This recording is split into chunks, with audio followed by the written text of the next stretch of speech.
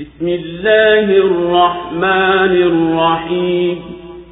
قد أفلح المؤمنون الذين هم في صلاتهم خاشعون والذين هم عن اللغو معرضون والذين هم للزكاة فاعلون والذين هم لفروجهم حافظون إلا على أزواجهم أو ما ملكت أيمانهم فإنهم غير ملومين.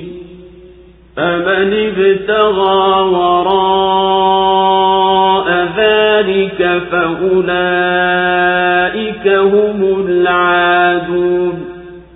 والذين هم لأماناتهم وعهدهم راعون والذين هم على صلواتهم يحافظون أولئك هم الوارثون الذين يرثون الفردوس هم فيها خالدون.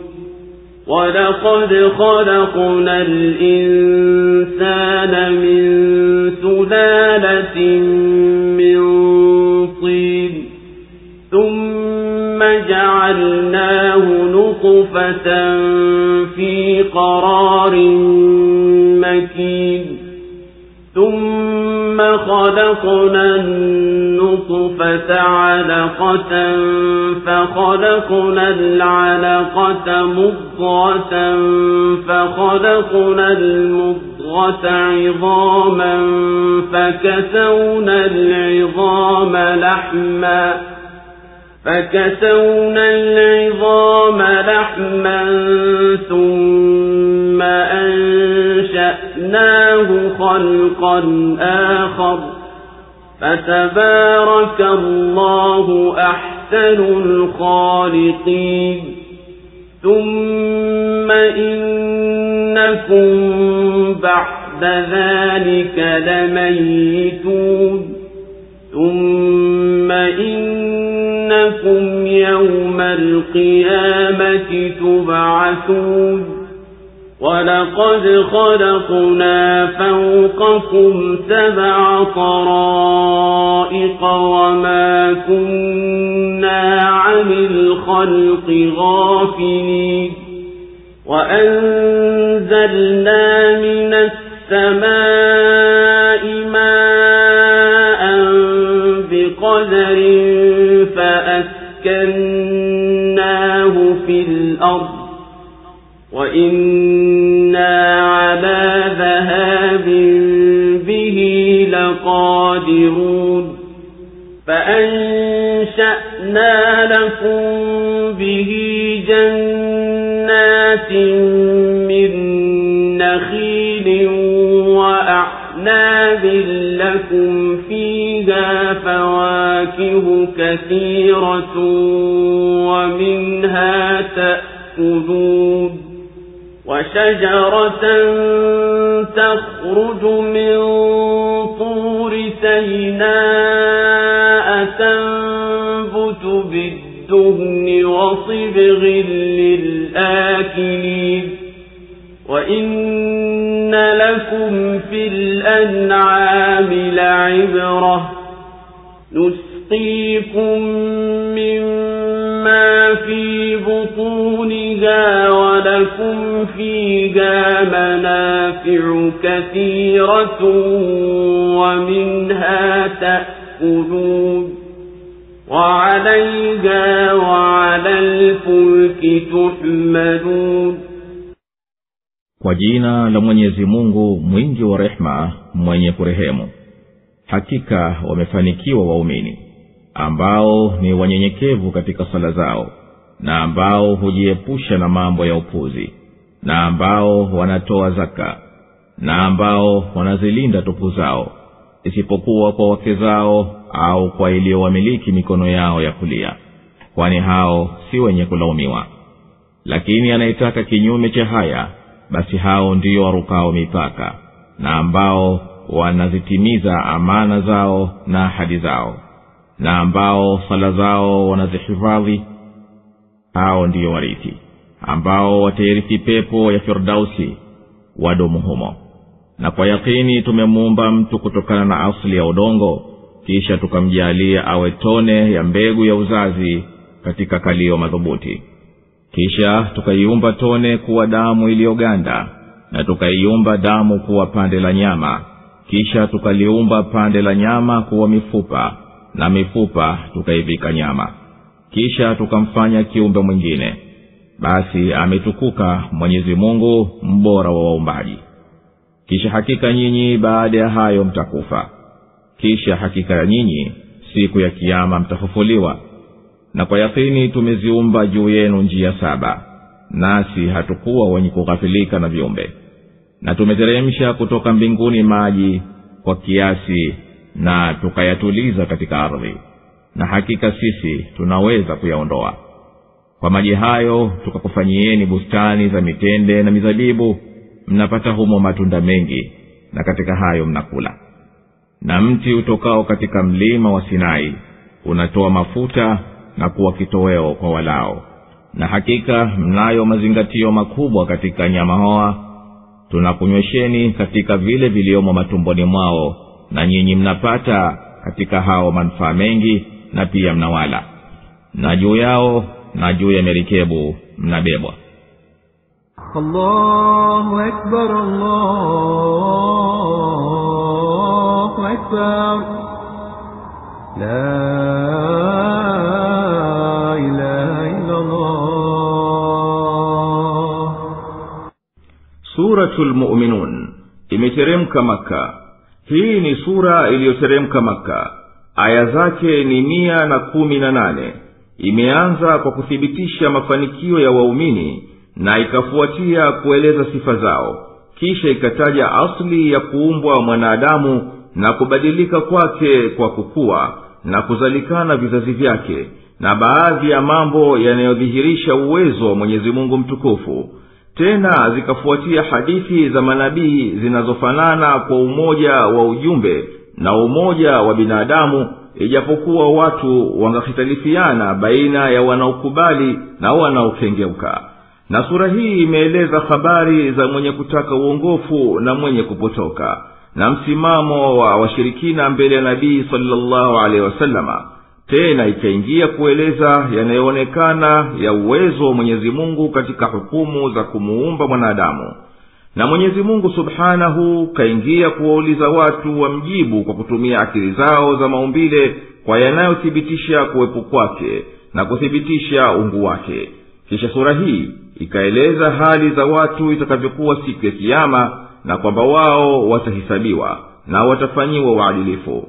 Tena sura inahitimisha kubainisha utukufu wake subhanahu wa ta'ala, na kumnabihisha nabii wake aombe maghfira na rehma kutokana na mbora wa wenye kurehemu. Kumethibiti kufanikiwa kwa waumini wanaomwamini Mwenyezi Mungu na waliokuja nayo mitume, na wamefuzu kwa yatakayo. Hao ambao wameambatisha juu ya imani yao vitendo vyema, basi hao katika sala zao humwelekea Mwenyezi Mungu kwa nyoyo zenye kumhofu na kumnyenyekea. Wanahisi unyenyekevu wa mwisho kwake yeye. Hao wanashughulikia mambo ya maana, wanapuuza vitendo na maneno yasiyo na kheri ndani yake. Nao wanashikilia kutoa zaka kuwapa na ustahiki. Kwa hivyo wanakusanya ibada ya mwili na ibada ya mali, na baina ya kujisafisha nafsi na kuyasafisha mali. Na ambao wanatoa zaka, huu wajibu wa kutoa zaka unapelekea kujenga mashikamano ya umoja baina ya Waislamu, na kutia katika moyo kila mtu kuwa ana jukumu kwa nduguye, anahisi kama anavyohisi yeye, na anaungulika kama anavyoungulika yeye. Kwa hivyo ni wajibu wake kufanya awezavyo kumkinga na balaa za kilimwengu na machungu ya ukosefu. Kwa hivyo fakiri au maskini hatomchukia tajiri, bali wote watahisi kama ni ukoo mmoja unaosaidiana na wenye kushikamana na kamba ya Mwenyezi Mungu. Wala mwenye deni hakati tamaa kuweza kulipa deni lake lilobakia, ikiwa hana cha kumaliza hilo deni. Wala haianguki chini azma ya mjahidina anayepigana katika njia ya Mwenyezi Mungu kuinusuru dini yake na kukomboa nchi yake kwa sababu ya kukosa mali ya kutimiza makusudio yake. Wala msafiri au mgeni mhitaji aliye mbali na mali yake hakosi wa kumkidhia haja zake kwa kumsaidia mpaka afike kwake. Na juu ya haya, zaka ilikuwa ni njia moja katika njia kubwa uliochukua Uislamu kukombolea mateka na wafungwa na kuondoa utumwa. Na Uislamu umeongeza kutimiza malengo yake ya kijamii kwa ulimwengu mzima, ikatupilia mbali chuki zinazochusha za kidini, na ikatoa ruksa zaka wapewe makafiri, ikihitajia haja kwa kopesha. Hali kadhalika hupewa wale wanaoitumikia zaka kama kuikusanya na kuigawa. Pia waandishi na wasafiri na wanaofasiri kwa ajili ya kupatanisha wenye kugombana na wanaowasaidia Waislamu katika vita. Ama makusudio ya kiuchumi ya zaka ni kuondoa ufakiri popote ulipo na kumsaidia kila mwenye haja kama ilivyokwisha tangulia. Nao wanajihifadhi nafsi zao wasiingiane na wanawake, na ambao wanazilinda tupu zao isipokuwa kwa wake zao au kwa iliyoamiliki mikono yao ya kulia, kwani hao si wenye kulaumiwa. Lakini anayetaka kinyume cha haya, basi hao ndio warukao mipaka. Aya hizi zinaambatana na aya nyingine ziliomo katika Suratun Nur zilizoanzia: mzinifu mwanamke na mzinifu mwanamume, mpigeni kila mmoja wao bakorania. Hakika aya hizi tukufu zilizotajwa zinaashiria maovu ya katika umma yanayotokea kwa uzinzi. Ama katika umma ni kuvurugika na saba ya watoto isijulikane. Ama katika siha ni sehemu mbili. Kwanza ni katika mwili, mfano kisonono, tego, AIDS na kadhalika. Kisonono huweza kuzalisha maradhi ya urithi kwa watoto, hata huweza kuleta upofu. Ama tego, yani syphilis, huenea katika mishipa ya damu na hisia na huweza kuishia wazimu.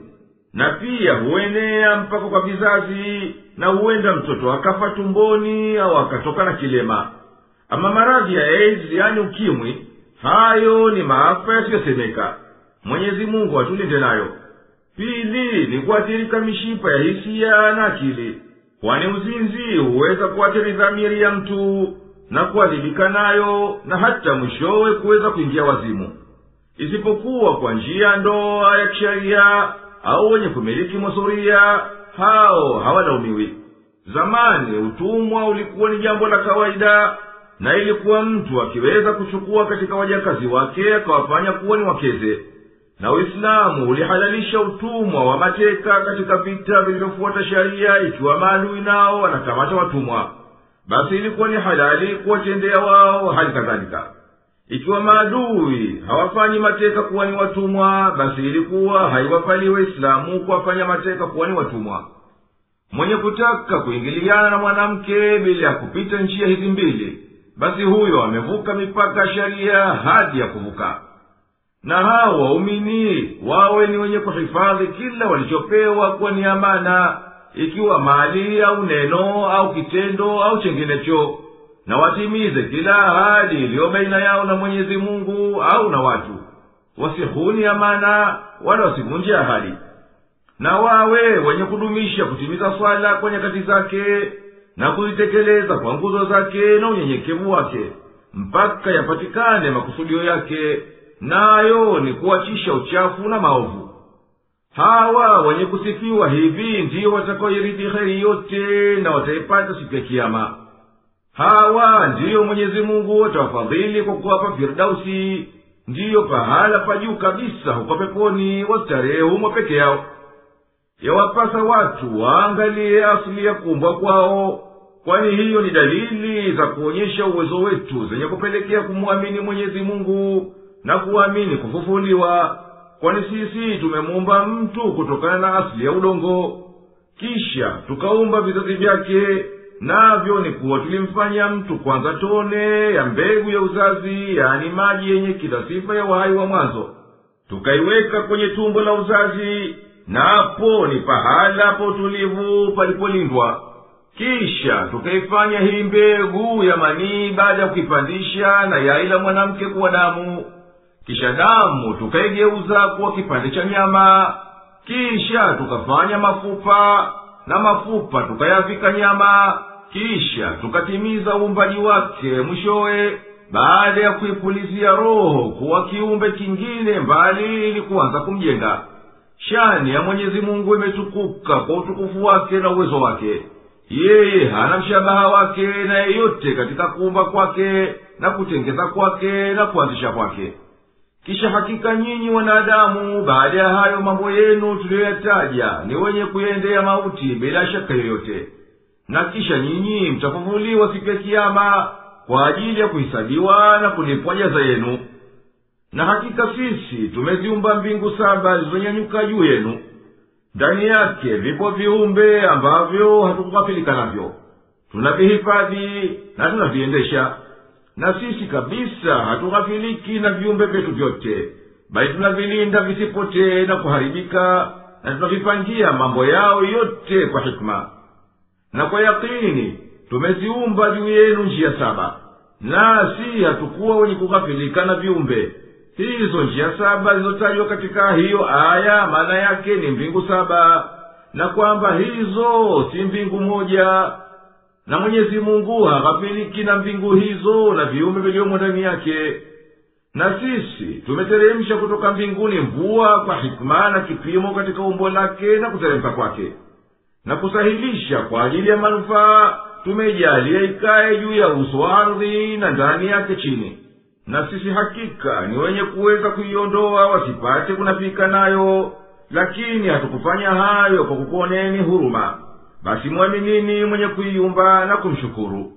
Na tumeteremsha kutoka mbinguni maji kwa kiasi, na tukayatuliza katika ardhi, na hakika sisi tunaweza kuyaondoa. Aya hii tukufu inaashiria maana ya kisayansi yenye kuhusu mzunguko wa maji katika ardhi. Yajulikana kuwa mvuke unaopaa kutoka baharini hupelekea kufanyika mawingu ambayo ndiyo huteremsha mvua, na hivyo ndiyo chanzo cha maji matamu juu ya uso wa ardhi, na ndiyo chombo cha msingi cha uhai wa ardhini.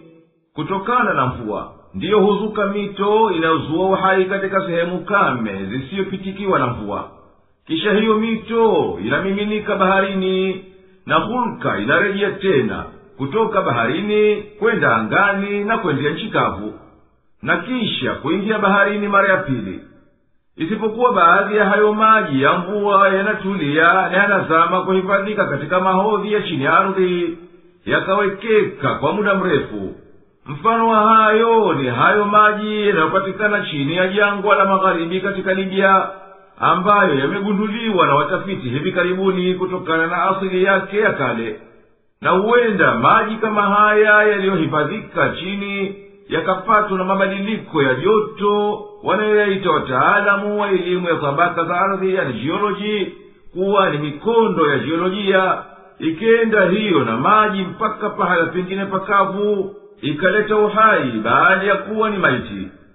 Na aya hii inaonyesha hikma kubwa ya uenezaji wa maji kwa kipimo, yani kipimo cha haki na hikma, kwa ajili ya kuleta manufaa na kupinga madhara.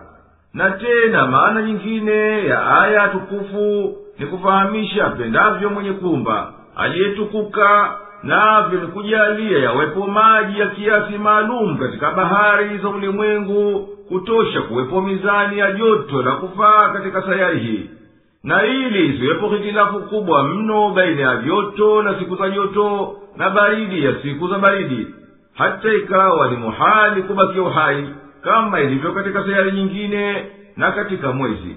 Kadhalika maji ya ardhi yanateremka kwa kiasi maalum, hayazidi yakafunika ardhi yote, wala hayatimbiki sana hata yasipatikane hata kidogo kunyoshea baadhi ya nchi kavu. Kwa haya maji tunakuumbieni mabustani ya mitende na mizabibu, yenye matunda mengi kwa ajili yenu, na katika haya nyinyi mnakula. Na tumekumbieni mti wa zaituni unaoota katika jimbo la mlima wa Sinai. Katika matunda yake yanapatikana mafuta yanayokufaeni, na hizo zaituni ni kitoweo cha chakula kwa wanaokula. Na mti utokao katika mlima wa Sinai unatoa mafuta na kuwa kitoweo kwa walao. Aya hii tukufu inathibitisha kuwa mti wa zaituni ni miongoni mwa neema alizomneemesha Mwenyezi Mungu binadamu, na ambazo baadhi yake zimetajwa katika aya zilizotangulia. Na la kuongeza kwenye aya hii ni kuwa mzaituni ni miongoni mwa miti ambao inayoishi muda mrefu sana, zaidi ya mamia miaka. Kwa hivyo hauhitaji juhudi kubwa kwa mtu, bali huendelea kuzaa wenyewe mfululizo. Kadhalika una sifa ya kuwa daima kijani, unapendeza kuutazama. Uchunguzi wa kisayansi unaonyesha kwamba zaituni ni katika chakula kizuri, kwani ndani yake imo protini nyingi. Vile vile zimo chumvi za calcium, chuma na phosphorus, na hivi ni muhimu na vya kutegemewa katika chakula cha binadamu. Na juu ya hivyo zaituni inayo vitamini A na vitamini B, na kutokana na tunda lake hutolewa mafuta ya zaituni ambayo ni mafuta bora ya mafuta mepesi. Mafuta haya hutumiwa katika chakula. Uchunguzi wa kitabibu unaongeza kusema kuwa zipo faida nyingine katika mafuta ya zaituni, nazo ni kuwa zinasaidia kwa jumla katika viungo vya usagaji wa chakula, na hasa maini. Nayo yanashinda ubora mafuta yote yanayotokana na mimea na wanyama, kwa kuwa hayasababishi maradhi ya mishipa ya damu kama mafuta mengineyo. Na kadhalika yanalainisha ngozi. Na mafuta ya zaituni yana matumizi mengine mengi katika sanaa, yani ufundi, kwani yanatumiwa katika kufanya sabuni nzuri kabisa, na vitu vingine katika ufanyaji wa vyakula na vitu vya sanaa. Na nyinyi mnapata kutokana na nyama hoa, nyama wa kufuga, nao ni ngamia, ng'ombe, kondoo na mbuzi, mambo yanayoonyesha uwezo wetu na fadhila zetu juu yenu kwa kukunemesheni. Tunakunywesheni kutoka matumboni mwao maziwa safi, matamu, mepesi kwa wenye kuyanywa. Na mbali ya maziwa mnapata manufaa mengine kama nyama na sufi na manyoya, na kutokana na hao nyinyi mnaishi na mnaruzukiwa. Na juu ya hao wanyama wa kufuga na merikebu nyingi mnapanda na mnapakiza mizigo, basi sisi tumekumbieni njia za usafirishaji na upakizi nchi kavu na baharini, na kwa hizo mnapata kuwasiliana nyinyi kwa nyinyi. وَلَقَدْ أَرْسَلْنَا نُوحًا إِلَى قَوْمِهِ فَقَالَ يَا قَوْمِ اعْبُدُوا اللَّهَ مَا لَكُمْ مِنْ إِلَٰهٍ غَيْرُهُ أَفَلَا تَتَّقُونَ فَقَالَ الْمَلَأُ الَّذِينَ كَفَرُوا مِنْ قَوْمِهِ مَا هَذَا إِلَّا بَشَرٌ مِثْلُكُمْ يُرِيدُ أَنْ يَتَفَضَّلَ عَلَيْكُمْ وَلَوْ شَاءَ اللَّهُ لَأَنزَلَ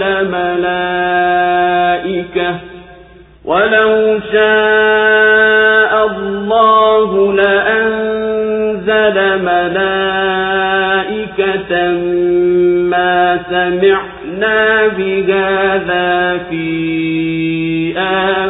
آبَائِنَا الْأَوَّلِينَ إِنْ هُوَ إِلَّا رَجُلٌ بِهِ جِنَّةٌ فَتَرَبَّصُوا بِهِ حَتَّى حِينٍ قَالَ رَبِّ انصُرْنِي بِمَا كَذَّبُونِ فَأَوْحَيْنَا إِلَيْهِ أَنِ اصْنَعِ الْفُلْكَ بِأَعْيُنِنَا وَوَحْيِنَا فَإِذَا جَاءَ أَمْرُنَا وَفَارَتِ النُّورُ فَاسْلُكْ فِيهَا مِنْ كُلٍّ زَوْجَيْنِ زوجين اثنين وأهلك فاسلك فيها من كل زوجين اثنين وأهلك إلا من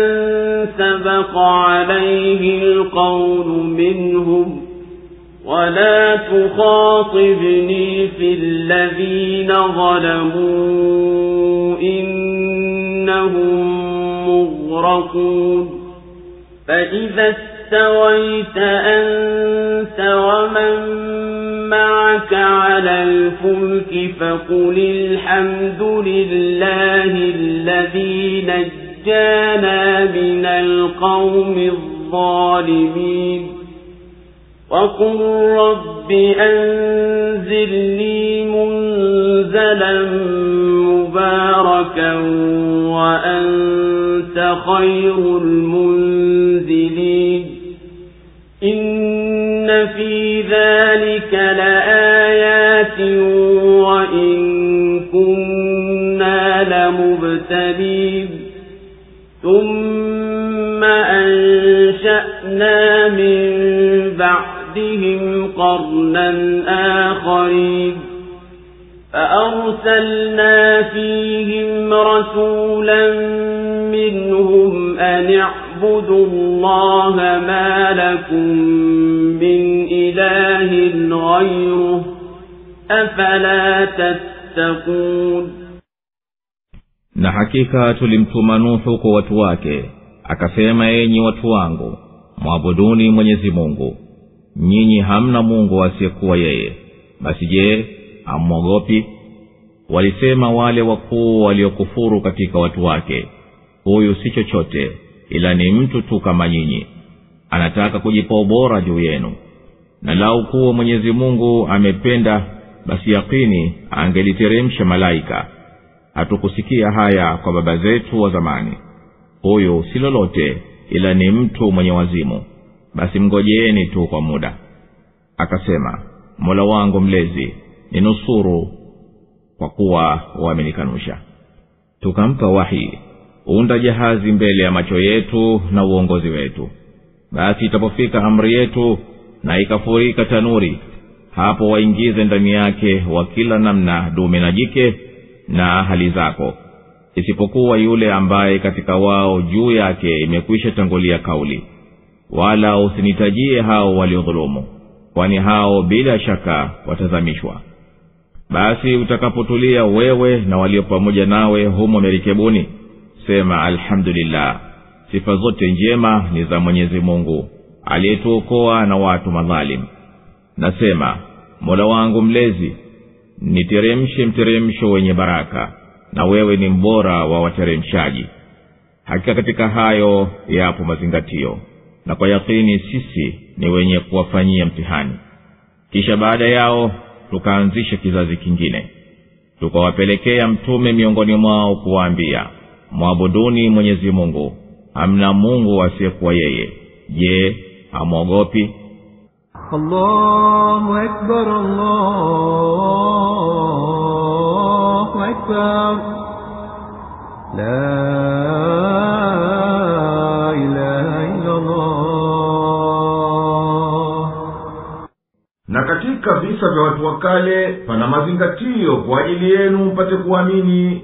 Basi sisi tulimtuma Nuhu kwa watu wake, naye akawaambia, enyi watu wangu, mwabuduni Mwenyezi Mungu pekee, kwani nyinyi hamna anastahiki kuabudiwa asiyekuwa yeye. Hamwogopi adhabu yake na kuondoka neema zake mkimwasi. Wakubwa wa kaumu yake waliokufuru wakiukanya wito wake na wakizuia watu wasimfuate, walisema, hapana ikhtilafu yoyote baina ya Nuhu na nyinyi, kwani yeye ni mtu kama nyinyi, lakini anataka kujipa ubora juu yenu kwa huu wito wake. Na lau kuwa wapo mitume wanaotoka kwa Mwenyezi Mungu kama anavyodai yeye, basi angewaletea malaika. Sisi hatukupata kusikia wito huu katika taarikhi za baba zetu waliotangulia, wala kutumwa binadamu kuwa ni mtume. Huyu si chochote ila ni mtu mwenye wazimu. Na kwa hivyo wakasema, ngojeni na mstahamilieni mpaka ukashifike wazimu wake, au kufike kuangamia kwake. Nuhu akamwomba Mola wake mlezi baada ya kukata tamaa kuamini kwao, akasema, ewe Mola wangu mlezi, ninusuru nao na watia adabu kwa sababu ya kukadhibisha kwao wito wangu.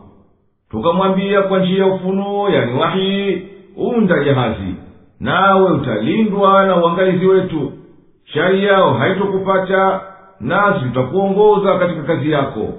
Na ikifikiria miadi ya kuadhibu na ukaona tanuri na foka maji kwa amri yetu, basi waingize katika jahazi katika kila namna ya viumbe vilivyo hai, dume na jike. Na waingize ahali zako, isipokuwa waliokwisha thibitika adhabu yao kwa kukosa kwa imani. Wala usiniombe kuokoa wale waliodhulumu nafsi zao na wakawadhulumu na wengineo kwa ukafiri na waasi, kwani mimi nimewahukumia kuwazamisha kwa sababu ya dhuluma yao ya ushirikina na waasi. Tukampa wahi, unda jahazi mbele ya macho yetu na uongozi wetu. Basi itapofika amri yetu na ikafurika tanuri, hapo waingize ndani yake wakila namna dume na jike na ahali zako, isipokuwa yule ambaye katika wao juu yake imekwisha tangulia kauli. Wala usinitajie hao waliodhulumu, kwani hao bila shaka watazamishwa. Hakika haya maelezo ya tofani lililotokea, ijapokuwa ni kwa muhtasari tu katika hizi aya tukufu, kwa mwenye akili ya kuzingatia yana maana na mambo ya hakika mengi ya kielimu ambayo yanafikia watu wengi. Na tanuri kwa lugha ni jiko la kuchomea mikate, au pia ni uso wa ardhi na kila chenye kutimbuka maji na kila penye mkusanyiko wa maji. Na siwepesi kusema kwa yakini tarehe ya hiyo tofani, kwani zilitokea tofani nyingi zama za kale, kama katika Babilonia, bara Hindi na Amerika. Na zipo baadhi ya hadithi za kienyeji mbalimbali zinazotaja habari za tofani, lakini haielekei kuwa hadithi hizo ndiyo zimehusu hii tofani kubwa au tofani ya Nuhu. Uchunguzi umethibitisha na pia zimeonekana tofani nyingi ulimwenguni, na tofani ya mwisho ya ulimwengu mzima ilikuwa sababu yake ni kumalizika kipindi cha barafu cha mwisho na kuyayuka barafu nyingi ya kaskazini kabisa na kusini kabisa kwa dunia. Na sisi hatujui kwa yakini lini mizani iligeuka na tanuri ikafurika, yani uso wa ardhi, kwa kupanda kwa ghafla kwa hiyo na kuyayuka barafu, hata yakapanda juu maji ya bahari na ya kumwagika maji. Yafaa kutaja kuwa kuyayuka barafu ya zama za barafu za mwisho kulileta hali ya hewa yenye mvua nyingi sana katika sehemu za dunia zilio mbali na huko kaskazini na kusini kabisa kwa ulimwengu, kama vile katika bahari ya kati, yani Mediterranean. Kwa vyovyote vile ilivyo, inakubalika kuwa hatuna ushahidi wa kuweza kusema lini hasa zilikuwa hizo zama za Nuhu na kaumu yake. Yaliyodhahiri kuwa yote hayo ni miujiza ya Mwenyezi Mungu, na katika miujiza ni kuwa Nuhu aliwanasihi watu wake na akawaonya na ghadhabu ya Mwenyezi Mungu, na Mwenyezi Mungu akafunua kuwa atawazamisha ikiwa hawakutengenea. Na tena akamfunulia aunde merikebu, kisha ikaja amri ya Mwenyezi Mungu, na mizani ikapinduka na tanuri ikafurika, ikamiminika mvua kuthibitisha aliyoyasema Mwenyezi Mungu kumwambia Nuhu, ya kwamba Mwenyezi Mungu anajua kuwa hatuamini mtu katika kaumu yake baada ya wale waliokwisha amini. Na ukishapanda na ukatua wewe na walio pamoja nawe katika jahazi hiyo, basi sema kwa kumshukuru Mola wako mlezi, alhamdulillah, sifa zote njema ni za Mwenyezi Mungu ambaye ndiye aliyetuokoa na shari ya watu makafiri walioasi. Na useme, ewe Mola mlezi, nijalie nishuke mashukio yenye baraka, pahala pazuri pa kukaa wakati wa kuteremka nchi kavu, na ulitunikie amani hapo, kwani ni wewe tu peke yako unayeweza kuteremsha pahala pa kheri na amani na salama. Hakika katika kisa hichi yapo mazingatio na mawaidha mengi, na hakika sisi tunawajaribu, yani tunawapa mtihani waja wetu wa kheri na shari, na ndani ya nafsi zao wana utayarisho wa yote hayo. tena baada ya kaumu ya Nuhu tukaumba namna ya watu wengine, na wao ni Adi. Tukawapelekea Hud, naye ni katika wao. Tukawaambia kwa ulimi wake, mwabuduni Mwenyezi Mungu peke yake, kwani nyinyi hamna Mungu anayestahili kuabudiwa asiyokuwa yeye. Ni yeye peke yake anayefahamu mwogope. Basi je, mmeihofu adhabu yake mkimwasi? وقال الملأ من قومه الذين كفروا وكذبوا بلقاء الآخرة وأترفناهم في الحياة الدنيا ما هذا إلا بشر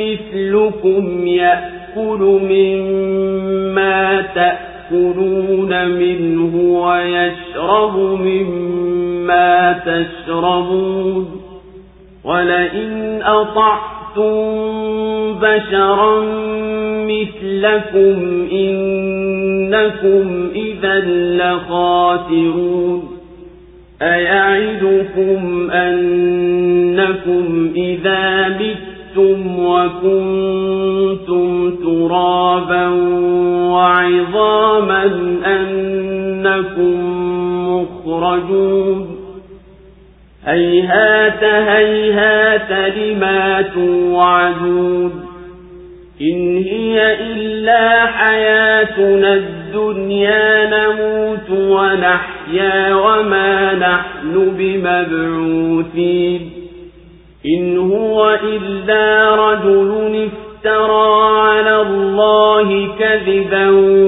وما نحن له بمؤمنين قال رب انصرني بما كذبون قال عما قليل ليصبحن نادمين فأخذتهم الصيحة بالحق فجعلناهم غثاء فبعدا للقوم الظالمين ثم أنشأنا من بعدهم قرونا آخرين ما تسبق من أمة أجلها وما يستأخرون ثم أرسلنا رسلنا تترى كلما جاء أمة رسولها كذبوه فأتبعنا بعضهم بعضا وجعلناهم أحاديث فبعدا لقوم لا يؤمنون ثم أرسلنا موسى وأخاه هارون بآياتنا وسلطان مبين إلى فرعون وملئه فاستكبروا وكانوا قوما عالين فقالوا أنؤمن لبشرين مثلنا وقومهما لنا عابدون فكذبوهما فكانوا من المهلكين ولقد آتينا موسى الكتاب لعلهم يهتدون وجعلنا ابن مريم وأمه آية وآويناهما إلى ربوة ذات قرار ومعين. Na wakubwa katika watu wake waliokufuru na wakakanusha mkutano wa akhera, na tukawadekeza kwa starehe katika maisha ya dunia, walisema huyu si chochote ila ni binadamu kama nyinyi, anakula mlacho na anakunywa mnywacho, na nyinyi mkimtii mtu kama nyinyi, basi hakika mtakuwa hasarani. Hivyo anakuahidini hati ya kwamba mtakapokufa na mkawa udongo na mifupa kuwa mtatolewa. Hayawi hayo mnayoahidiwa. Hapana, ila uhai wetu wa duniani tu. Tunakufa na kuishi basi, wala sisi hatutafufuliwa. Huyu si lolote ila ni mtu anemzulia Mwenyezi Mungu uongo, wala sisi sio wa kumwamini. Akasema, Mola wangu mlezi, ninusuru kwa sababu wananikanusha. Akasema, baada ya muda mchache watakuwa wenye kujuta. Basi ukawanyakuwa ukelele kwa haki, na tukawafanya kama takataka zinazoelea juu ya maji, ikapotelea mbali kaumu ya madhalimu. Kisha tukaleta baada yao vizazi vingine. Hapana umma uwezao kutanguliza ajali yake wala kuikawiza. Kisha tukawatuma mitume wetu mmoja baada ya mmoja. Kila umma alipowafikia mtume wao walimkanusha. Tukawafuatanisha hawa baada ya hawa, na tukawafanya ni hadithi za kusimuliwa. Wakapotelea mbali watu wasioamini.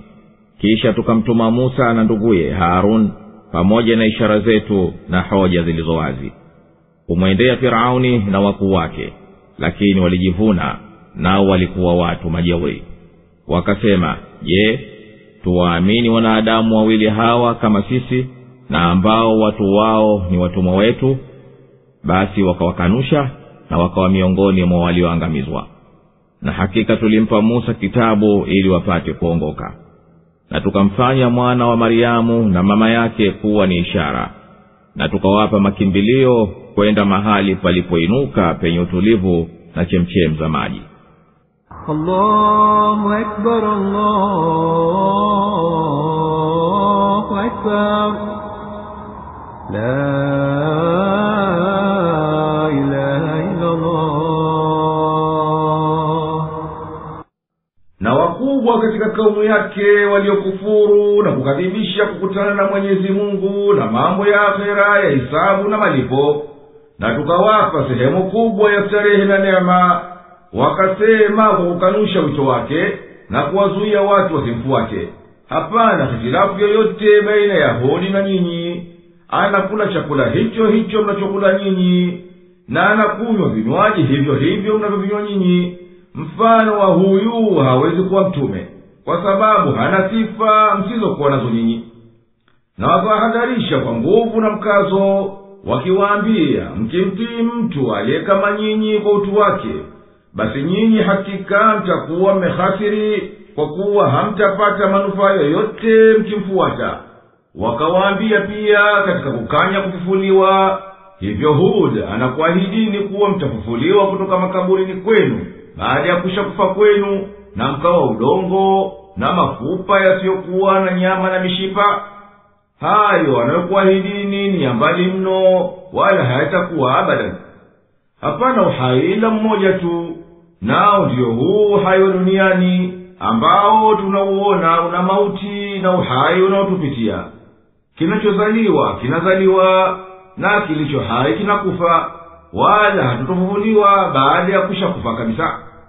Huyu si chochote ila ni mtu aliyemzulia Mwenyezi Mungu, na akadai kwamba Mwenyezi Mungu kamtuma yeye, na amesema uongo katika hayo anayotuitia, wala hatutomsadiki abadan.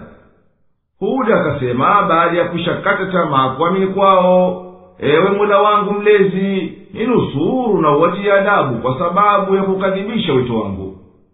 Mwenyezi Mungu akamwambia Hud kuzidi kutilia nguvu ahadi yake, baada ya muda mchache watakuja juta kwa walioyafanya, itakuwateremkia adhabu. Ukawachukua ukelele mkali ulioahidi kisha kama walivyostahiki. Tukawafanya kwa udhalili na udhaifu kama vijiti na majani ya miti yanayochukuliwa na maji ya mvua, na huko ni kuteketea na kupotelea mbali na rehema kwa madhalimu kwa ukafiri wao na waasi wao. Kisha baada yao tukawaumba kaumu nyingine wasiokuwa wao, kama kaumu ya Saleh na ya Luthi na Shuaib. Kila umma una zama zake maalum, hazitangulii wala hazikawii. Kisha tukawatuma mitume wetu wakifuatana, kila mmoja kwa kaumu yake, kila akija mtume kwa kaumu yake waliokadhibisha wito wake. Nasi tukawateketeza mfululizo, na tukazifanya habari zao ni hadithi za watu kusimuliana na kustajabia. Basi hao kaumu wasioisadiki haki wala hawaifuati, wametengeka mbali na rehema na wamehiliki. Kisha tukamtuma Musa na nduguye Harun, tukawapa dalili za kukata kuthibitisha ukweli wa ujumbe wao, na hoja wazi yenye kudhihirisha kuwa wao ni kweli wametumwa kutoka kwangu. Tuliwatuma wawili hao kwa Firauni na kaumu yake, wakakataa kuamini kwa ajili ya takaburi, na wao ni watu waliokuwa wakisifika kwa kiburi na majivuno na ujeuri. Wakasema kwa mastaajabu na kukanya, je, tuamini wito wa watu wawili walio ni wanadamu kama sisi, na tena watu wao hawa wana wa Israeli ni wenye kutunyenyekea sisi na kututii kama ni watumwa? Basi waliwafanya waongo katika huo wito wao, na wakawa wenye kuhiliki kwa kuzamishwa. Na hakika tulimfunulia Musa Taurati apate kuongoa watu wake kwa yaliyomo ndani yake ya uongozi, kuendea hukumu na njia za mafanikio. Na tumemjalia Isa bin Mariamu na mama yake kwa vile kuchukua mimba bila kuingiliwa na mtu, na kuzaliwa yeye Isa bila ya baba, kuwa dalili ya kukata ya uwezo wetu wenye kushinda. Na tukamweka Mariamu pahala pa kukaa penye ardhi iliyonyanyuka na kukunjuka panapofaa kukaa, na pana maji mengi, na hayo ndiyo yanawezesha maisha ya starehe. يا أيها الرسل كلوا من الطيبات واعملوا صالحا إني بما تعملون عليم وإن هذه أمتكم أمة واحدة وأنا ربكم فاتقون فتقطعوا أمرهم بينهم زبرا كل حزب بما لديهم فرحون فذرهم في غمرتهم حتى حين أيحسبون أن ما نمدهم به من مال وبنين نسارع لهم في الخيرات بل لا يشعرون إن الذين هم من خشية ربهم مشفقون والذين هم بآيات ربهم يؤمنون والذين هم بربهم لا يشركون والذين يؤتون ما آتوا وقلوبهم وجلة أنهم إلى ربهم راجعون أولئك يسارعون في الخيرات وهم لها سابقون ولا نكلف نفسا إلا وسعها ولدينا كتاب ينطق بالحق وهم لا يظلمون بل قلوبهم في غمرة من هذا ولهم أعمال من دون ذلك هم لها عاملون حتى إذا أخذنا مترفيهم بالعذاب إذا هم يجأرون لا تجأروا اليوم إنكم منا لا تنصرون قد كانت آياتي تتلى عليكم فكنتم على أعقابكم تنكصون مستكبرين به سامرا تهجرون أفلم يدبروا القول أم جاءهم ما لم يأت آباءهم الأولين أم لم يعرفوا رسولهم فهم له منكرون أم يقولون به جنة بل جاءهم بالحق وأكثرهم للحق كارهون ولو اتبع الحق أهواءهم لفسدت السماوات والأرض ومن فيهن بل أتيناهم بذكرهم فهم عن ذكرهم معرضون أم تسألهم خرجا فخراج ربك خير وهو خير الرازقين وإنك لتدعوهم إلى صراط مستقيم وإن الذين لا يؤمنون بالآخرة عن الصراط لناكبون ولو رحمناهم وكشفنا ما بهم من ضر للجوا في طغيانهم يعمهون ولقد أخذناهم بالعذاب فما استكانوا لربهم وما يتضرعون حتى إذا فتحنا عليهم بابا ذا عذاب شديد إذا هم فيه مبلسون. Enyi mitume, kuleni vyakula vizuri na tendeni mema. Hakika mimi ni mjuzi wa mnayoyatenda. Na kwa yakini huu umma wenu ni umma mmoja, na mimi ni Mola wenu mlezi, basi nicheni mimi. Lakini walikatiana jambo lao mapande mbalimbali, kila kundi likifurahia kwa walionayo. Basi waache katika ghafla yao kwa muda. Je, wanadhani ya kuwa kwa vile tunavyowapa mali na watoto ndiyo tunawahimizia kheri? Lakini wenyewe hawatambui. Kwa hakika hao ambao kwa kumwogopa Mola wao mlezi wananyenyekea, na wale ambao ishara za Mola wao mlezi wanaziamini, na wale ambao Mola wao mlezi hawamshirikishi, na wale ambao wanatoa walichopewa na hali nyoyo zao zinaogopa kwa kuwa watarejea kwa Mola wao mlezi, basi wote hao ndio wanaokimbilia katika mambo ya kheri na ndio watakaotangulia kuyafikia. Na hatuilazimishi nafsi ila kwa kadri ya uwezo wake, na tunacho kitabu kisemacho kweli, nao hawatadhulumiwa.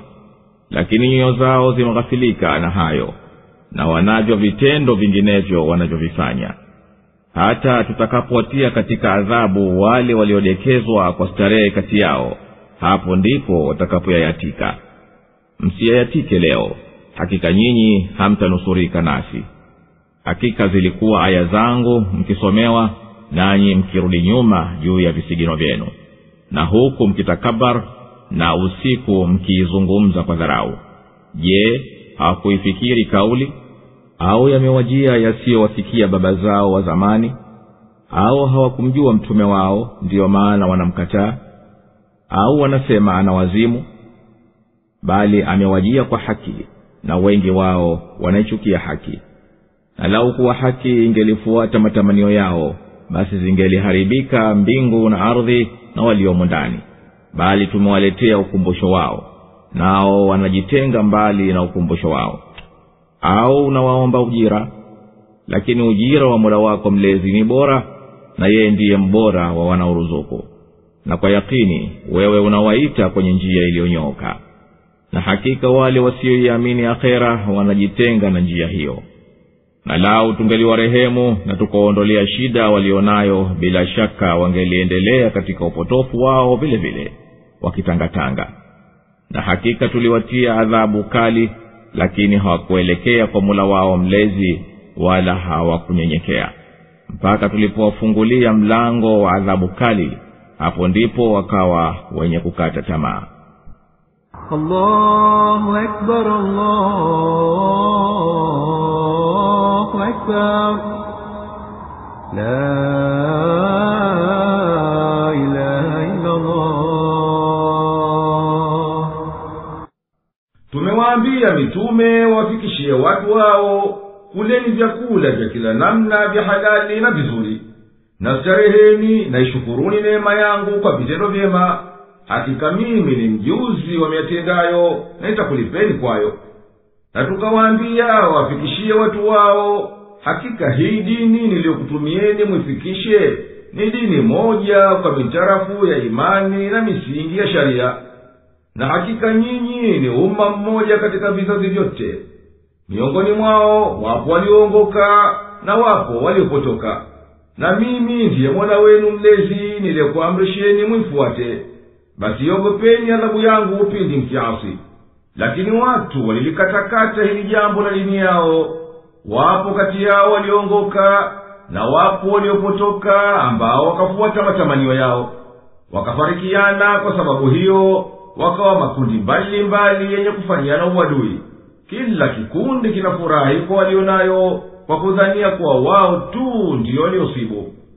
Basi ewe Muhammad, waachilie mbali makafiri na ujinga wao na kukafilika kwao, maadamu wewe umekwisha wanasihi mpaka Mwenyezi Mungu awahukumia adhabu baadaye.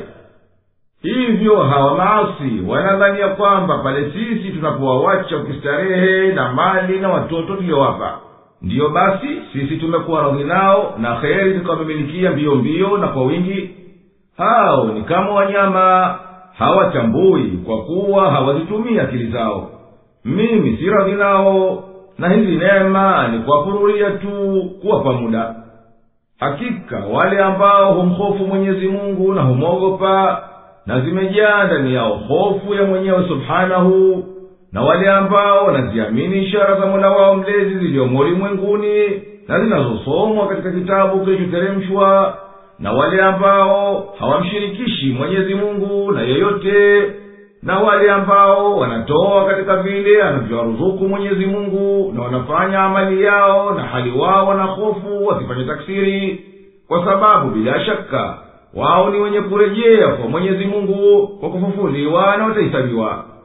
Hao wote ukimbilia na amali zao kuendea kupata kheri, na wao ni wenye kuwatangulia wengineo katika kupata huko. Na sisi hatumlazimishi mtu yoyote ila kuwa naloliweza kulifanya, kwa sababu limo ndani ya makdara yake. Na kila amali katika amali za waja zimesajiliwa kwetu katika kitabu, na tutawapa habari zake kama zilivyo. Na wao hawatadhulumiwa kwa kuongezewa adhabu wala kupunguziwa thawabu. Lakini makafiri kwa sababu ya inadi yao na chuki zao ni wenye kughafilika na kufanya kheri, na kujikalifu kufanya liwezekanalo, na kwamba kuna hisabu ya kuchungua kila kitu. Na mbali na hayo, bado wanavyo vitendo vingine viovu wanavyodumu navyo. Na sisi tunapowapatiliza adhabu matajiri wenye kudeka katika starehe zao, hupiga makelele na wakayayatika kuomba msaada, basi tunawaambia msiyayatike wala msiombe msaada hivi sasa, hamtatoka ndani ya adhabu yangu, wala kuyayatika kwenu hakufai kitu. Hamna udhuru, kwani aya zangu zenye kuteremshwa kwa wahi zilikuwa mkisomewa, nanyi mkizipuuza kwa mapuuza yenye kugeuza hali zenu, na wala hamkuzisadiki wala hamkuzifuata kwa vitendo. Na nyinyi katika mapuuza yenu mlikuwa mnatakabari na mnafanya masara, mkiutaja huu wahi kwa sifa mbaya mnapokutana katika taanusi zenu za usiku. Je, hao wenye kupuuza wamekuwa wajinga hata hawakuizingatia Qur'ani wakaijua kwamba hii hakika ni haki? Au huu wito wa Muhammad kwao umekuwa ni namna mbali kuliko waliokuja nayo mitume wengine kwa kaumu zilizokwisha tangulia, walio ambao baba zao waliwawahi? Au hawamjui mtume wao Muhammad aliyekulia kati yao katika tabia zake tukufu ambazo hazijapata kuwa na uongo, na wao hivi sasa wanaukataa wito wake kwa dhulma na husda? Au wanasema kuwa huyu ni mwenda wazimu? Hasha, huyu hakika akawaletea dini ya haki, na wengi wao wanaichukia haki, kwani hiyo ni kinyume na matamanio yao na mapenzi yao. Basi kwa hivyo hawamwamini. Ingelikuwa haki inafuata matamanio yao, ufisadi ungelienea ulimwenguni, na hawa za nafsi zingelipambana wenyewe kwa wenyewe. Lakini sisi tumwapelekea Kurani ambayo inawakumbusha haki, ambayo inapasa wote wajumuike juu yake, na juu ya hivyo wao wanayapuuza hayo. Na laukuwa haki ingelifuata matamanio yao, basi zingeliharibika mbingu na ardhi na waliomo ndani. Bali tumewaletea ukumbusho wao, nao wanajitenga mbali na ukumbusho wao. Hilo neno haki ni tamko lenye maana kadhaa. Huweza kuwa maana yake ni Mwenyezi Mungu Subhanahu wa Ta'ala, mfano wa kauli yake mtukufu, ametukuka Mwenyezi Mungu wa haki.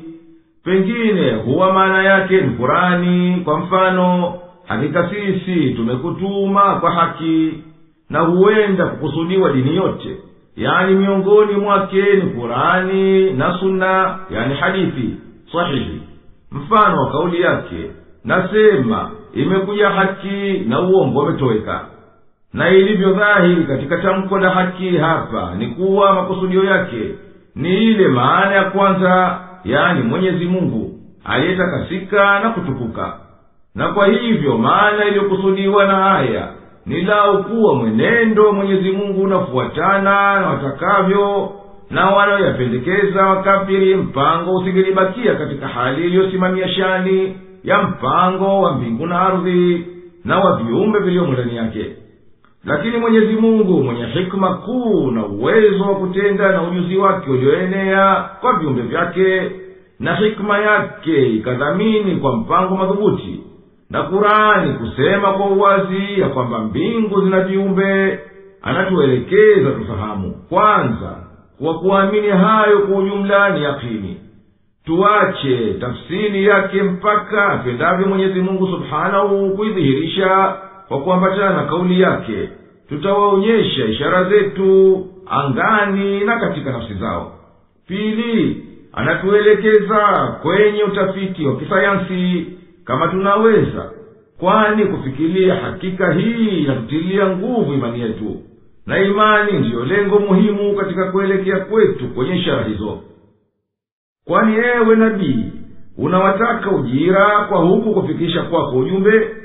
Hayakuwa hayo, kwa kuwa ujira, hakika ujira wa Mola wako mlezi ni bora zaidi kuliko walionao wao, na yeye ndiye mbora wa kutoa. Na hakika wewe Muhammad, hapana shaka yoyote unawaitia dini ambayo ndiyo njia iliyonyoka yenye kupelekea uokovu. Na hakika hao wasioiamini akhera na yaliyoko huko ya pepo au moto, wanaiacha njia iliyonyoka inayomhifadhi mpitaji, wakaishika njia ya ubabaishi na misukosuko na ufisadi. Na lao tungeliwarehemu na tukaondolea madhara walioteremkia katika miili yao na ukame katika mali yao na mfano wa hayo, basi hapana shaka yoyote wangelizidi ukafiri na wakaendelea katika maasi na jeuri. Na sisi kwa hakika tuliwapa adhabu kama kwa kuwaua au kuwaletea njaa, na wala hawakumnyenyekea Mola wao mlezi, bali waliendelea na jeuri zao na kiburi chao kiasi ya kuondoka tu hiyo adhabu. Wanashikilia kupuuza kwao mpaka pale tunapopatiliza kwa adhabu kali ya njaa au mauaji hapa duniani, huwa tena wanababaika na kukata tamaa, hawaioni njia ya kuvuka. وهو الذي أنشأ لكم السمع والأبصار والأفئدة قليلا ما تشكرون وهو الذي ذرأكم في الأرض وإليه تحشرون وهو الذي يحيي ويميت وله اختلاف الليل والنهار أفلا تعقلون بل قالوا مثل ما قال الأولون قالوا أئذا متنا وكنا ترابا وعظاما أئنا لمبعوثون لقد وعدنا نحن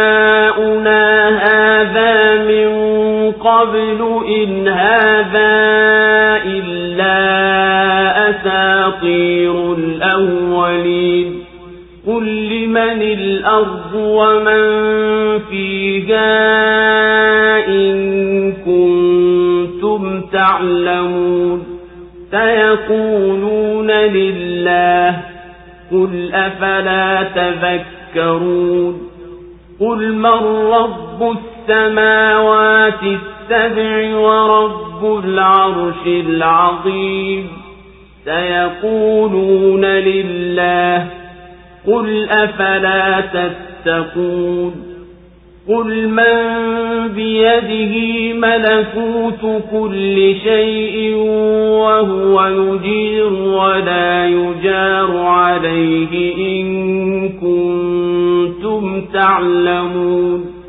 سيقولون لله قل فأنى تسحرون بل أتيناهم بالحق وإنهم لكاذبون ما اتخذ الله من ولد وما كان معه من إله إذا لذهب كل إله بما خلق ولعلى بعضهم على بعض سبحان الله عما يصفون عالم الغيب والشهادة فتعالى عما يشركون na yeye ndiye aliyekumbieni kusikia na kuona na nyoyo za kufahamu ni kuchache mno kushukuru kwenu na yeye ndiye aliyekuenezeni katika ardhi na kwake yeye mtakusanywa na yeye ndiye anayehuisha na kufisha na yake yeye mabadiliko ya usiku na mchana basi je hamfahamu bali wanasema kama walivyosema watu wa kwanza walisema je tukishakufa tukawa udongo na mifupa ndio tutafufuliwa tuliahidiwa haya sisi na baba zetu zamani hayakuwa haya ila ni visa vya uongo vya watu wa zamani sema ni ya nani ardhi na viliomo ndani yake kama nyinyi mnajua watasema ni vya Mwenyezi Mungu sema basi je hamkumbuki sema ni nani Mola mlezi wa mbingu saba na Mola mlezi wa arshi kuu watasema ni vya Mwenyezi Mungu sema basi je hamwogopi sema ni nani mkononi mwake umo ufalme wa kila kitu naye ndiye anayelinda wala hakilindwi asichotaka kama mnajua watasema ni wa Mwenyezi Mungu sema basi vipi mnadanganyika bali tumewaletea haki na kwa yakini hao ni waongo Mwenyezi Mungu hana mwana yeyote wala hanaye Mungu mwingine ingekuwa hivyo basi kila Mungu angelichukua alivyoumba na baadhi yao wangeliwashinda wengine Mwenyezi Mungu ameepukana na sifa wanazomsifu mjuzi wa siri na dhahir na ametukuka juu ya hayo wanayomshirikisha nayo Allahu Akbar Allahu Akbar La ilaha illa Allah na yawaje mkamkufuri Mwenyezi Mungu na hali ni yeye ndiye aliyekumbieni usikizi mkaisikia haki aliyekupeni uwezo wa kuona mkauona ulimwengu na viliomo ndani yake na akakupeni akili mzingatie kwayo utukufu wake mpate kuamini. Hakika nyinyi hamumshukuru mwenye kuumba vyote hivyo kwa imani na utiifu, ila kwa uchache tu, nao ni uchache mno. Na yeye ndiye aliyekuumbeni duniani, na kwake yeye peke yake ndiyo mtarejeshwa siku ya kiyama kwa ajili ya malipo. Na yeye ndiye anayehuisha na kufisha, na kwa amri yake na sheria zake ndiyo usiku na mchana zinapitishana na kukhitalifiana kwazo kwa urefu na ufupi.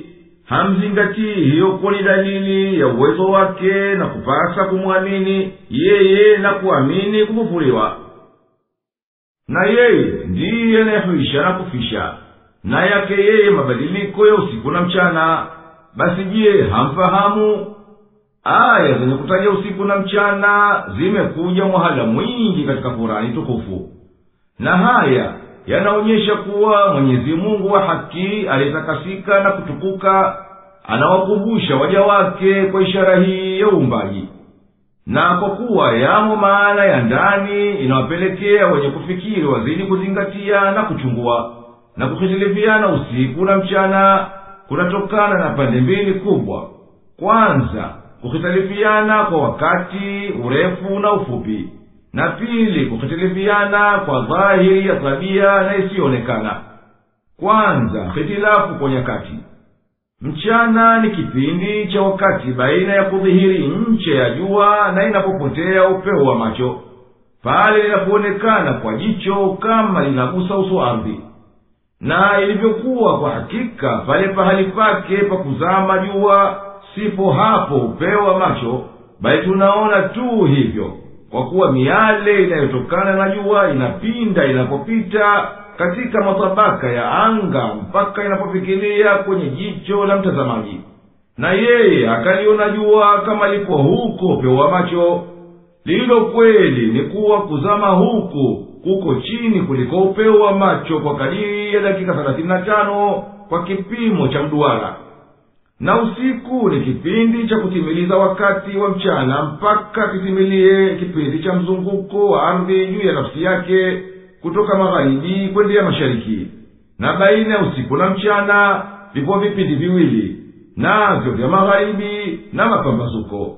Na kipindi cha mchana kinahitilifiana kwa mujibu wa hali ya uwazi wa pahala na musimu wa mwaka. Hali kadhalika kipindi cha usiku kinahitilifiana hivyo hivyo kwa kufuatana haya. Na nyakati za swala na saumu zinawekwa kufuatana na matulio ya jua huko upeo wa macho. Pili, hitilafu katika yanayodhihiri katika tabia. Na madhahiri haya ni ya namna nyingi, na yanazalikana kutokana na mchanganyiko ya miale ya jua inayoonekana na isiyoonekana, na vitu vilivyobeba nguvu za umeme pamoja na vifuniko vya anga na nyuso za bahari na majangwa na kadhalika. Kadhalika yapo mambo ya kuonekana kama kupatwa kwa jua na mwezi, na nyota zenye kufanya mkia, nyota za dasturi, na nyota ziendazo na mawingu meupe, na nyota zinazoanguka, na ambazo hufumbwa na ukali wa anga la jua kuonekana mchana, ilhali usiku huonekana wazi.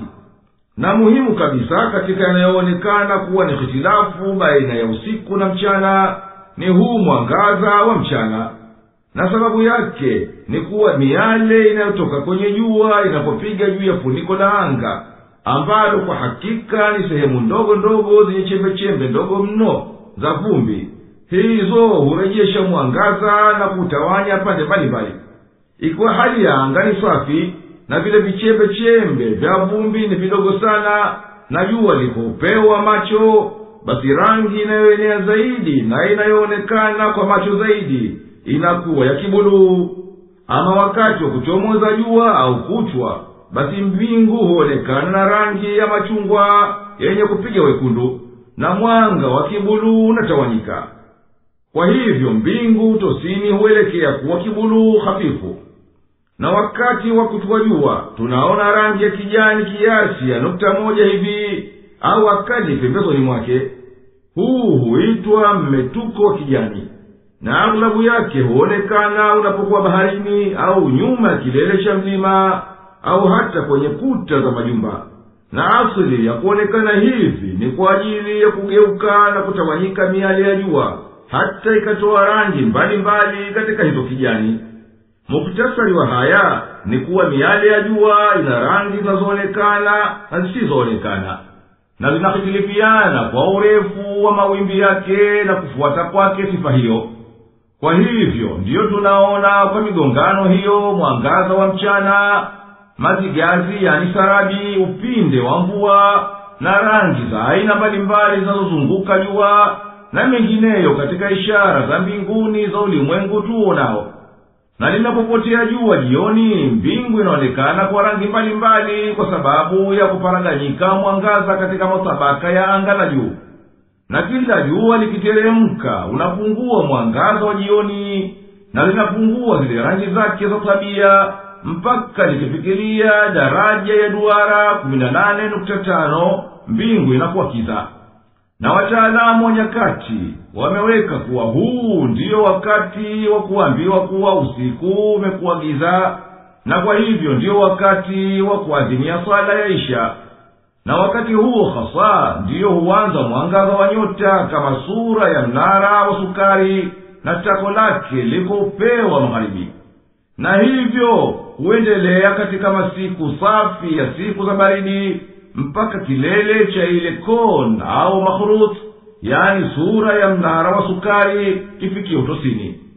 Na katikati ya usiku hudhihiri rangi ya kuchomoza jua kidogo kidogo wakati wa mapambazuko kwanza, kama kilele cha ile kon au makhrut.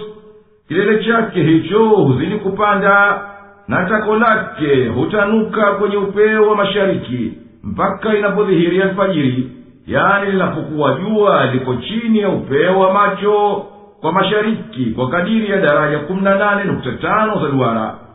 Na hapo ndiyo wakati wa kuadhimiwa sala ya alfajiri. Na rangi za mapambazuko huanza kudhihiri kwa taratibu, kinyume na zile za kuchwea jua magharibi. Na imedhihiri karibuni kuwa jua lina kifuniko chembamba kimetanda angani, takriban kimekaribia kufunika anga lote la ardhi. Kifuniko hichi chembamba ndicho kinachosababisha kuleta rangi mbalimbali za katika anga. Mambo haya mbalimbali ambayo tumeyataja kama ni mifano isiyo na ukomo, imetuonyesha vipi mbingu inavyokuwa pindi ikiwa hapana mawingu wala hapana pepo za mchanga, kwani hapo tena huwa ni kiza. Na ikiwa mawingu yamebeba matone ya maji ya mvua, basi hayo hupambana na miale ya jua na hufanyika kama huo upinde wa mvua katika hali maalum. Na ikiwa mawingu yenyewe ni ya namna fulani ambayo yanabeba maji yaliyoganda, yani crystals, yani kristali zenye pande 6, basi maji hayo huingiana na miale ya jua, na hiyo miale huvunjika ndani ya hayo maji kama mwangaza upitavyo katika kigae cha thuraya, yani prism. Kisha mwangaza huo ukatoka nje kwa rangi mbalimbali. Na katika hali fulani fulani ndiyo hutokea rangi nzuri nzuri kulizunguka jua. Na wakati wa weusi wa usiku utaziona nyota kama kwamba zipo karibu nasi, na kwa hakika hizo ziko mbali kwa masafa makubwa sana, na kukisiwa kwa miaka na miaka ya mwendo wa mwanga. Vile vile tunaona katika anga hili nyota na sayari na nyota mkia na vimondo kama kwamba zipo karibu. Utadhani kuwa hitilafu ya masafa imeondoka kabisa. Na haya ndiyo yanatupelekea tutambue maana iliyofichikana kauli ya Mwenyezi Mungu mtukufu. Na tumeifanya mbingu kama dari iliyohifadhiwa, nao wamezipuuza ishara zetu. Kama tulivyokwishaeleza kuwa juu ya miale inayotokana na jua kuna miale inayotokana na vitu vingine vya eneo la jua vyenye nishati ya nguvu na vyenye kubeba nguvu za umeme. Kadhalika inatokana na hizo miale iliyo juu ya zambarau, ultraviolet rays.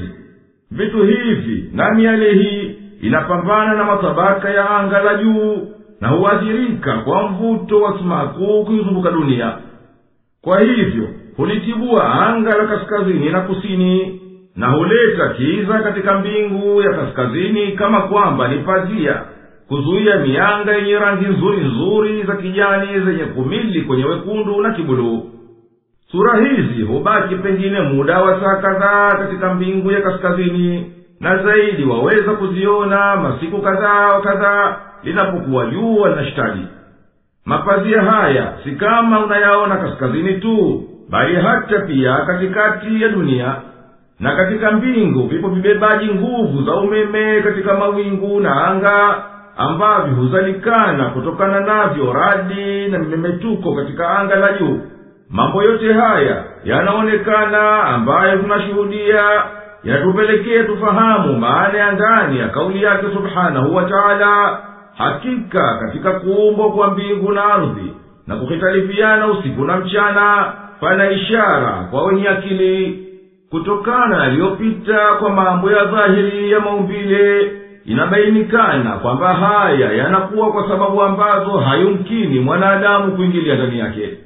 Na hakika ni Mwenyezi Mungu aliyetukuka shani yake ndiye mwenye kuleta hizo ikhtilafu za usiku na mchana. Wala hawezi binadamu kabisa siku yoyote kuweza kugeuza usiku wala mchana. Na yeye Mwenyezi Mungu aliyetukuka shani yake ndiye anayezifuatanisha usiku na mchana kwa mizani madhubuti na vipimo barabara, na anaendesha siku zote mwaka ingia mwaka toka. Hawakuizingatia hayo, bali waliwafuata wakanushaji waliokwisha tangulia, wakasema kama walivyosema hao. Katika kukanusha kwao kufufuliwa, walisema hivyo sisi tutafufuliwa baada ya kushageuka mchanga na mifupa. Sisi tuliahidiwa haya, na pia baba zetu waliahidiwa hayo hayo hapo zamani. Haya si chochote ila ni ahadi za uongo walizobuni watu wa zamani. Ewe Muhammad, waambie, ni nani aliyemiliki ardhi na viliomo ndani yake, tangu watu mpaka viumbe vyote? Kama nyinyi mna ujuzi nijibuni. Watakiri kwa ardhi ni ya Mwenyezi Mungu. Basi hapo tena waambie, hamkumbuki kwa mwenye kumiliki hayo ndiye anayefaa kuabudiwa peke yake? Waambie tena, ni nani Mola mlezi wa mbingu saba na Mola mlezi wa arshi kuu, yani kiti kikuu cha enzi? Watakiri kuwa huyo ni Mwenyezi Mungu. Basi waambie, je, hamwogopi matokeo ushirikina wenu na ukafiri wenu na kumwasi kwenu mwenye kuumbaji huu wote mkubwa? Waambie vile vile, nani mwenye ufalme wa kila kitu mikononi mwake, na mwenye madaraka siyo na ukomo katika kila kitu, na ambaye ndiye kwa uweza wake analinda kila kitu, wala hayamkiniki yeyote kumlinda yeyote na adhabu yake? Kama nyinyi mnayejua jawabu, basi nijibuni. Watakiri kuwa hakika huyo ni Mwenyezi Mungu. Waambie, basi huwaje mkadanganyika kwa pumbao na kuchochewa na mashetani, na mkaacha utiifu wa Mwenyezi Mungu? Hakika sisi tumewabainishia haki kwa ndimi za mitume, na wao ni waongo katika kila jambo linalokhitilafu na haki hii. Mwenyezi Mungu hakumchukua yeyote kuwa ni mwanawe, yeye ametakasika na hayo, wala hana mshirika. Angelikuwa na mshirika, basi kila mmoja wao angejipa madaraka ya pekee kwa alivyoviumba, na vikawa ndiyo milki yake, na wangeligombana wenyewe kwa wenyewe kama wanavyoonekana wafalme wanavyofanya, na ulimwengu ungelifitidika kwa mizozano hiyo.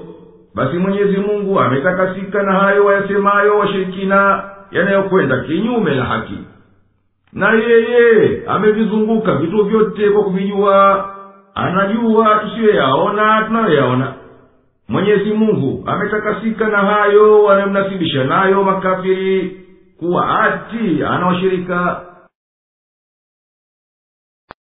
قُلْ رَبِّ إِمَّا تُرِيَنِّي مَا يُوعَدُونَ رَبِّ فَلَا تَجْعَلْنِي فِي الْقَوْمِ الظَّالِمِينَ وَإِنَّا عَلَىٰ أَن نُّرِيَكَ مَا نَعِدُهُمْ لَقَادِرُونَ ادْفَعْ بِالَّتِي هِيَ أَحْسَنُ السَّيِّئَةَ نحن أعلم بما يصفون وقل رب أعوذ بك من همزات الشياطين وأعوذ بك رب أن يحضرون يحضرون حتى إذا جاء أحدهم الموت قال رب ارجعون لعلي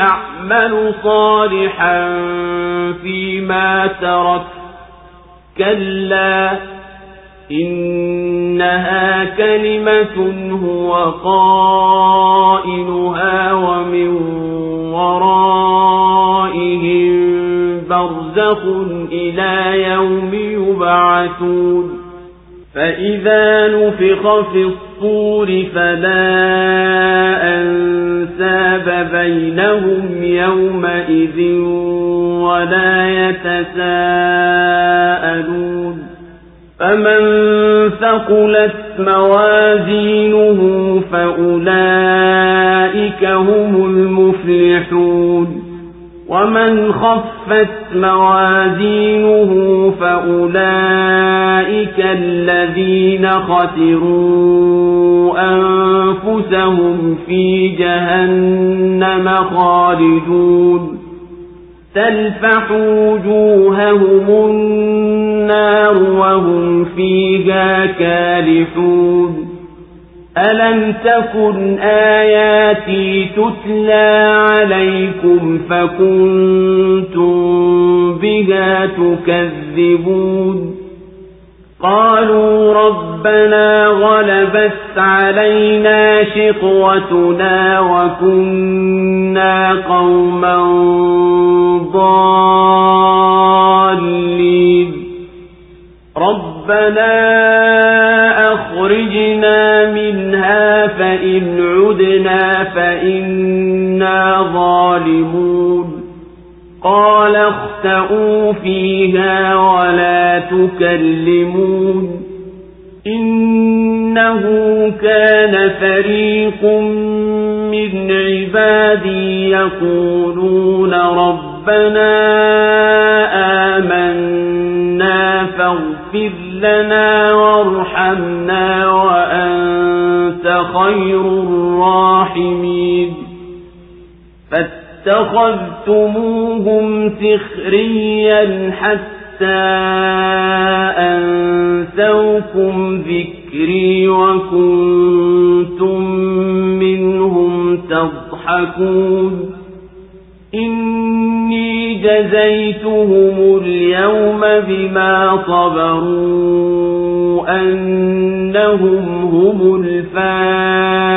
الفائزون قال كم لبثتم في الأرض عدد سنين قالوا لبثنا يوما أو بعض يوم فاسأل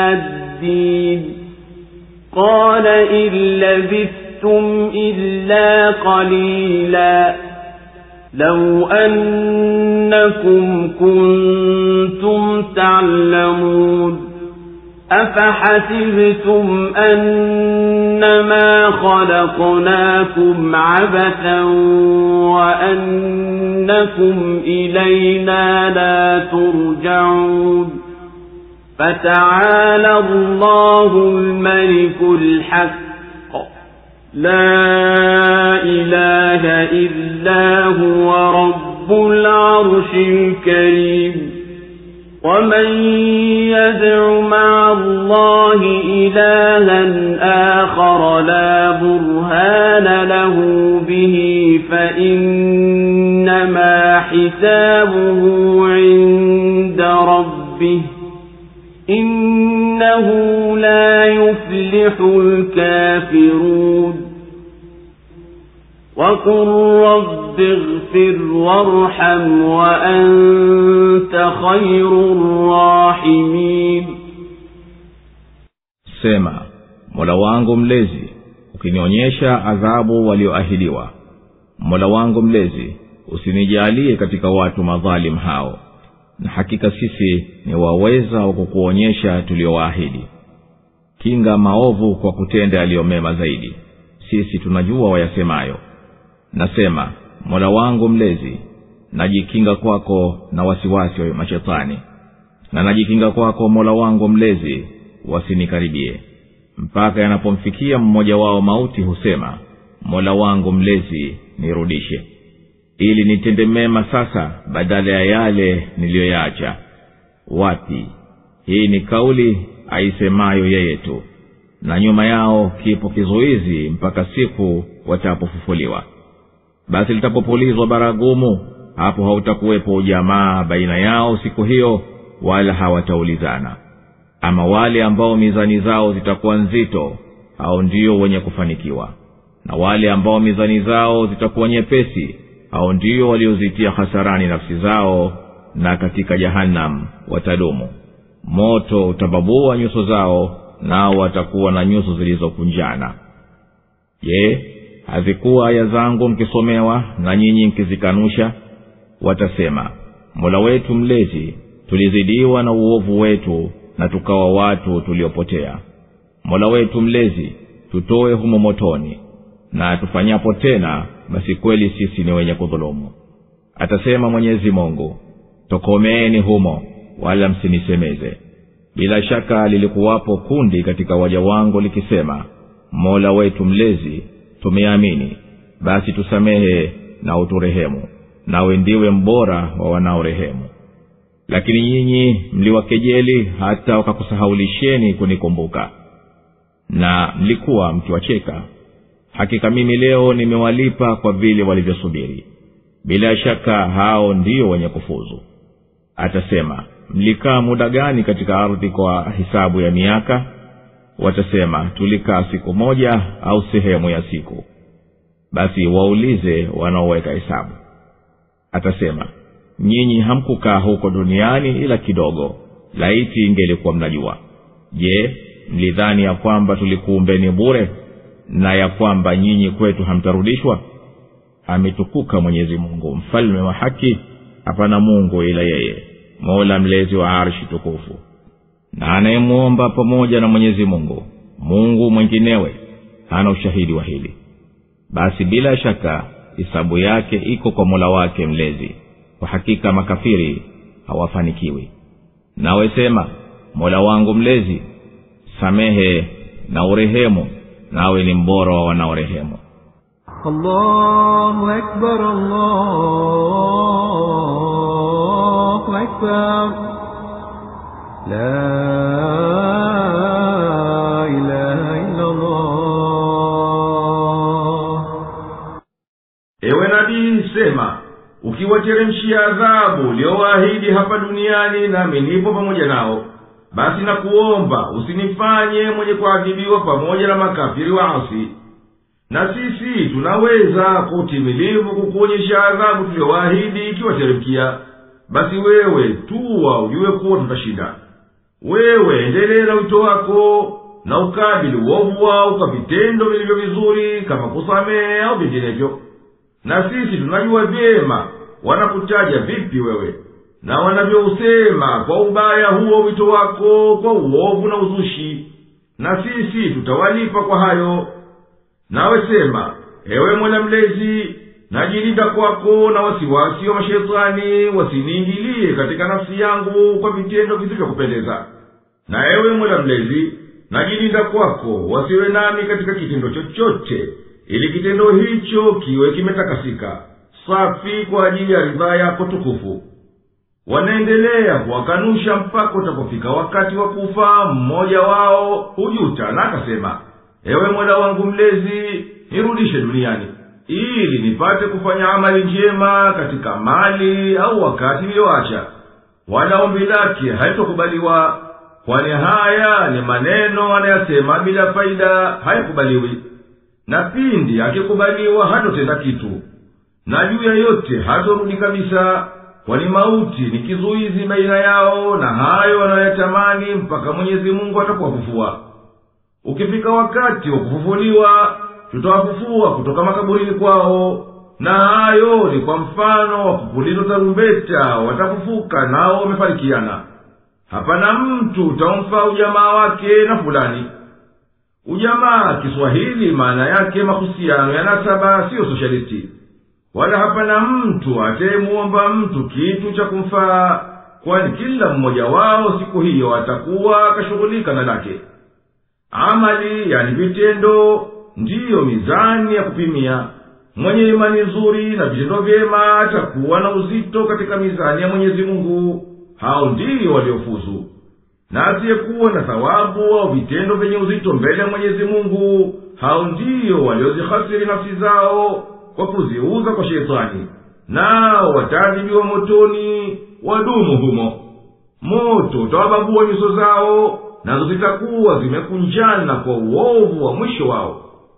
Mwenyezi Mungu anawakemea na anawaambia, aya zangu zilizokuwa zinateremshwa zilikuwa mkisomewa duniani, nanyi mkizikadhibisha. Watasema nao wanakiri makosa yao, ewe Mola wetu mlezi, maasi yetu yalikuwa mengi, ndiyo yakatupatia mashaka, na tukawa wenye kupotea tukaiacha njia sawa. Na watasema, Mola wetu mlezi, tutoe motoni na uturejeshe duniani. Basi tukirudi tena kwenye ukafiri na waasi, basi tutakuwa kweli ni wenye kujidhulumu nafsi zetu. Na Mwenyezi Mungu atawaambia kwa kuwadharau na kuwabeza, kaeni humo kwa madhila na unyonge, wala msiseme nami kabisa. Mimi sikukudhulumuni, bali nyinyi mmejidhulumu wenyewe. Kwani waumini wema katika waja wangu walikuwa wakisema duniani, ewe Mola wetu mlezi, tumeamini, basi tukufirie na uturehemu, na wewe ndiwe mbora wanaorehemu. Na nyinyi daima mlikuwa mkiwafanya maskhara, mpaka maskhara yenu yakakusahaulisheni kunikumbuka mimi na kuniabudu mimi. Basi hamkuamini wala hamkutii, nanyi mlikuwa mkiwacheka kwa kejeli. Hakika mimi hii leo nimewalipa wao kwa mafanikio, kwa kuwa waliyavumilia maskhara yenu na maudhi yenu. Mwenyezi Mungu atawaambia makafiri, mliishi miaka mingapi huko duniani? Watasema kwa kuyaona mafupi maisha yao kwa adhabu wanayoikuta, tuliishi muda wa siku moja au baadhi ya siku hivi. Basi waulize wanaoweza kuhesabu, sisi tumeshughulishwa na hii adhabu. Basi Mwenyezi Mungu atawaambia, hamkuishi duniani la muda mchache tu, na lao ingelikuwa mnajua malipo ya ukafiri na uasi, na kwamba starehe ya duniani ni chache, mngeliamini na mkafiri. Je, mlidhani kuwa tulikuumbeni bila hikma ndiyo mkafanya ufisadi katika ardhi, na mkadhani kuwa hamtafufuliwa mpate kulipwa? Utukufu ni wa Mwenyezi Mungu peke yake, na yeye ndiye mwenye kumiliki ufalme wote. Hapana mwenye kuabudiwa kwa haki isipokuwa yeye, na yeye ndiye mwenye arshi tukufu. Na mwenye kumwabudu Mungu mwingine pamoja na Mwenyezi Mungu hana ushahidi wa kumfanya huyo astahiki kuabudiwa. Hakika Mwenyezi Mungu atampa adhabu kwa ushirikina wake bila shaka yoyote. Hakika makafiri hawaongokewi, bali wataongokewa ni waumini. Nasema ewe nabii, ukimlingania Mwenyezi Mungu na kumnyenyekea, ewe Mola wangu mlezi, nisamehe dhambi zangu na nirehemu, kwani wewe ni mbora wanaorehemu, kwa sababu rehema yako imeenea na ipo karibu kwa watendao mema.